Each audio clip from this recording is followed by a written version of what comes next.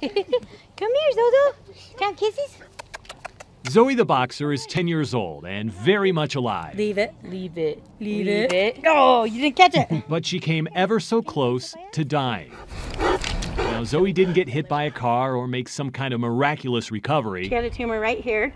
It was about this big. Make no mistake about it here, Zoe was sick. Last fall, she started having seizures. Her owner, Tani Coates, believed the tumor was slowly taking her life. This felt like a final stab, like I just won too many things. I knew it was going to be what pushed my kids to their breaking point. I slept with Zoe almost every night. Like I said, she was my best friend. On November 29th, Tani asked her dad to do what she could not. Take Zoe into Bayview Animal Hospital in Farmington to be euthanized. 6 months later, and Tani thought her family was ready for a new dog. I knew we wanted a boxer. I knew a boxer would help my son heal. So she started looking online and came across a rescue group for boxers. It was there, in the photos, Tani saw an image she will likely never forget. I see the Boxer Town Rescue page and I'm like, the profile, I'm like, that looks like my dog. And then I was like, I'm crazy, but I click on it anyways and zoom in and I'm like, no, that's my dog. No, but it couldn't be, could it? Zoe had been euthanized and Tani had the paperwork to prove it. A receipt for $215 for euthanasia and cremation. Zoe's medical record, which lists euthanasia.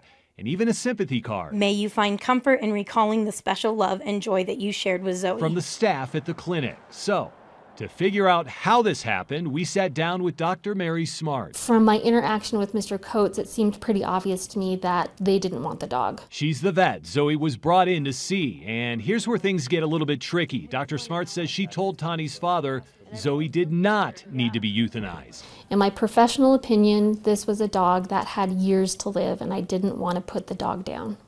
I was trying to save its life. Smart says she discussed other options that could save Zoe. Surgery, medication, or even do nothing at all, but let the dog live. Did he seem open to any of your suggestions? No, no. He kept repeating that he wanted to put the dog down. Complete falsehood. Tani's father, Larry Coates, tells a different story. So when she says he insisted I put her down. No. I discussed other options. No. Emphatically, no. She never said one word to me. Roll over. Say roll over. While we may never know who is telling the truth here, we do know what happened next. Good job. Dr. Smart contacted a rescue group who was willing to take Zoe.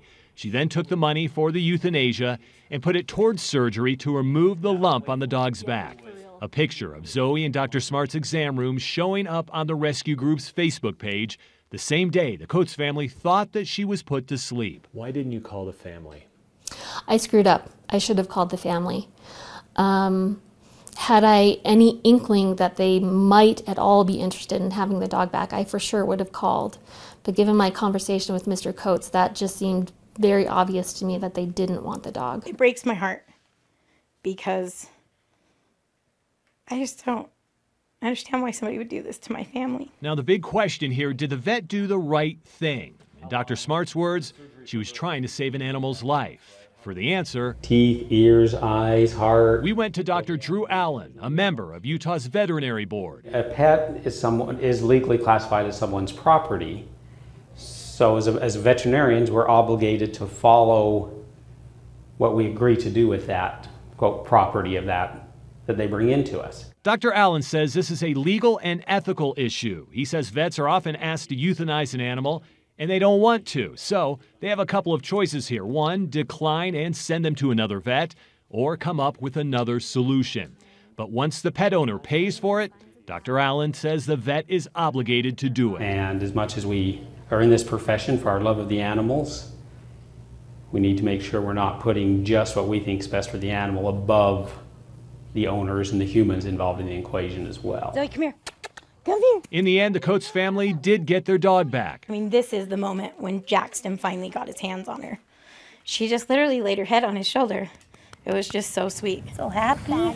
Now making up for lost time. Time they ironically have thanks to Dr. Smart's choice. If I had followed procedure, if I had followed protocol, if I had done what Mr. Coates asked me, they wouldn't have their dog. Their dog would have been euthanized and this family would be without their dog.